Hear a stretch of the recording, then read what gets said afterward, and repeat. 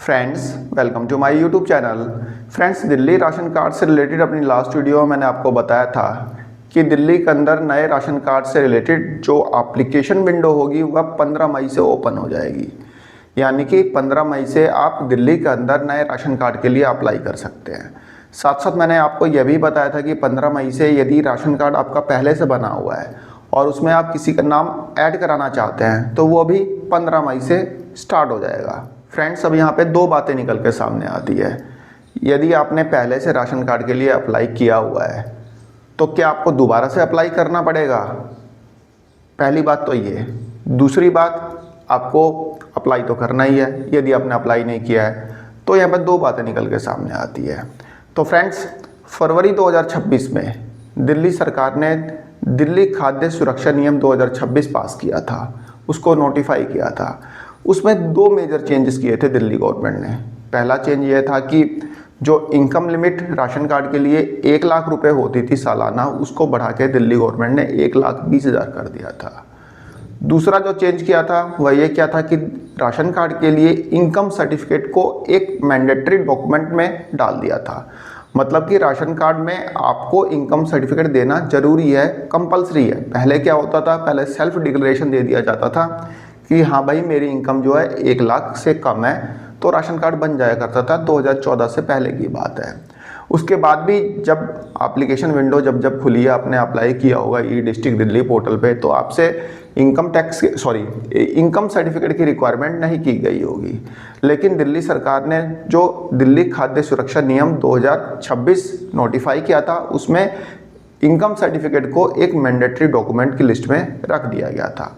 तो ये दो मेजर चेंजेस किए गए थे। अब बात आती है कि जब आपने पहले से अप्लाई किया हुआ है तो आप क्या दोबारा से अप्लाई करेंगे? तो फ्रेंड्स, जो बात मैं आपको बताने जा रहा हूँ बहुत ध्यान से सुन लेना, समझ लेना। आपको दोबारा से अप्लाई नहीं करना है। यदि आपने पहले से अप्लाई किया हुआ है, वो भी ई डिस्ट्रिक्ट दिल्ली पोर्टल पे। ऐसा नहीं कि आपने ऑफलाइन अप्लाई किया हो तो आप अप्लाई ना करें। फ्रेंड्स, जो राशन कार्ड बनेंगे वह ऑनलाइन मोड में ही बनेंगे, यानी कि एप्लीकेशन आपको ऑनलाइन ही फिल करनी होगी।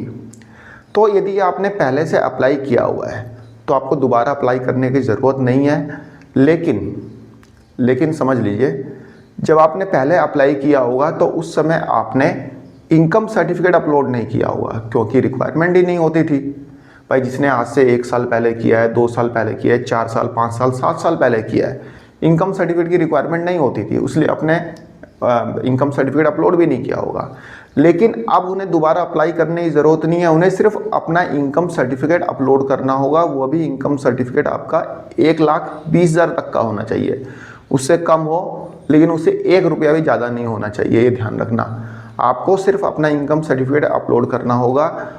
ऑनलाइन अप्लाई वाले ऑप्शन में पेंडिंग फॉर सबमिशन का एक आपको ऑप्शन दिखाई देगा, ठीक है। वहाँ पे आपको अपना इनकम सर्टिफिकेट अपलोड करना होगा। जैसा कि दिल्ली सरकार की तरफ से एक ये सूचना मिल रही है, ये इन्फॉर्मेशन मिल रही है कि हाँ भाई उन्हें दोबारा से अप्लाई नहीं करना है, जिन लोगों ने राशन कार्ड के लिए पहले से अप्लाई किया हुआ है।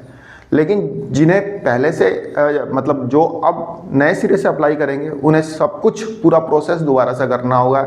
सबके आधार कार्ड अपलोड करने होंगे, बिजली का बिल अपलोड करना होगा, इनकम सर्टिफिकेट अपलोड करना होगा, पूरा एप्लीकेशन फिल करनी होगी, सारा काम करना होगा।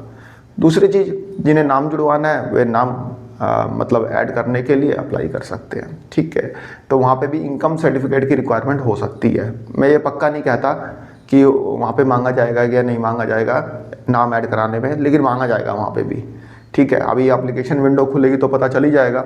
लेकिन जिन्होंने पहले से अप्लाई किया हुआ है राशन कार्ड के लिए, उन्हें सिर्फ इनकम सर्टिफिकेट ही अपलोड करना होगा। इनकम सर्टिफिकेट बनवा लेना अपने एसडीएम ऑफिस से। कई एसडीएम ऑफिस वगैरह चेंज भी हो गए हैं क्योंकि डिस्ट्रिक्ट चेंज हुआ था। मैंने आपको सारी लिस्ट दी हुई है।